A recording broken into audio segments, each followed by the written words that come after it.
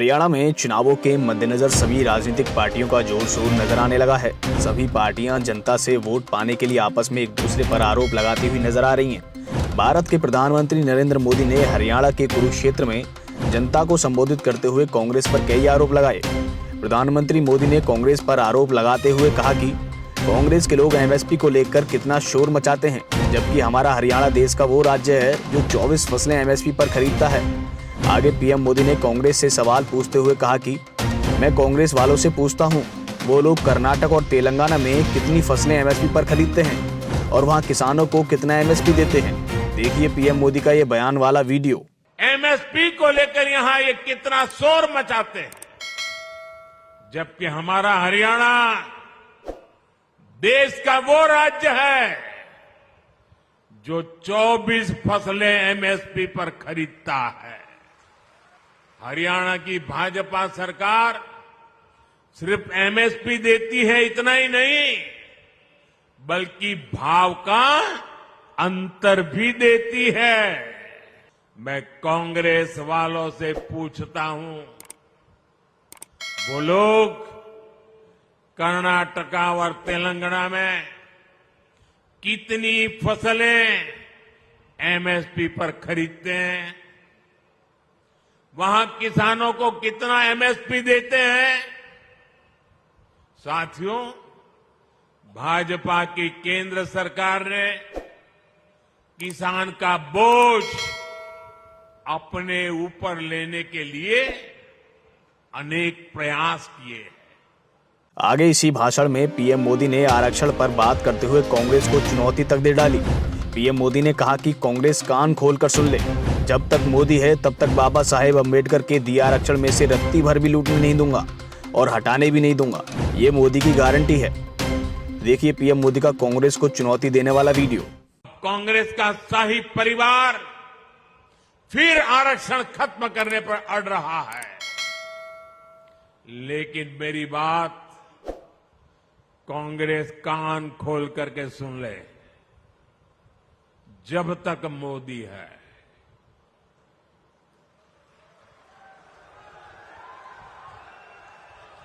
जब तक मोदी है तब तक बाबा साहब आम्बेडकर के दिए आरक्षण में से रत्ती भर भी लूट नहीं करने दूंगा, हटाने नहीं देने दूंगा। एससी एसटी ओबीसी का आरक्षण रहेगा, ये मोदी की भी गारंटी हो और भविष्य में उसके लिए लड़ाई लड़ने की भी गारंटी है। अपने भाषण में पीएम मोदी ने आगे कांग्रेस पर हमला करते हुए कहा कि भारत में सबसे बड़ा दलित, ओबीसी और आदिवासी विरोधी अगर कोई है तो वो कांग्रेस का परिवार है। अभी इन लोगों ने कहा है कि अगर कांग्रेस सरकार में आई तो दलितों और पिछड़ों का आरक्षण खत्म कर देंगे। यही इस परिवार की सच्चाई है। देखिए वीडियो। भारत में सबसे बड़ा दलित विरोधी, ओबीसी विरोधी, आदिवासी विरोधी अगर कोई है तो वो कांग्रेस का परिवार है। अभी इन लोगों ने कहा है कि सरकार में आए तो दलितों पिछड़ों का आरक्षण खत्म कर देंगे। यही इस परिवार की सच्चाई है।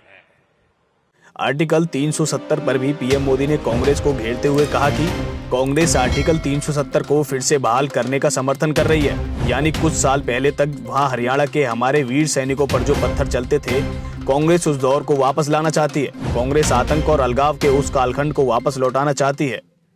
साथियों, मैं यहां आने से पहले जम्मू कश्मीर में था। वहां भी चुनाव हो रहे हैं।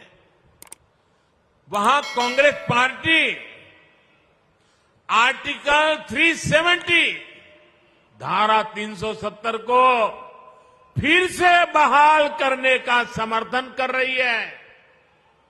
क्या ये आपको मंजूर है? क्या कश्मीर को अलग होने देना है? ऐसा पाप करने वाली कांग्रेस को सजा देनी चाहिए कि नहीं देनी चाहिए? यानी कुछ साल पहले तक वहां हरियाणा के हमारे वीर सैनिकों पर जो पत्थर चलते थे, आतंकवादी बम बंदूक की गोलियां चलाते रहते थे, मेरे हरियाणा के वीर सपूत हर सप्ताह कहीं न कहीं से तिरंगे में लपेटकर उनका शरीर घर लौटता था, वो शहीद हो जाता था। कांग्रेस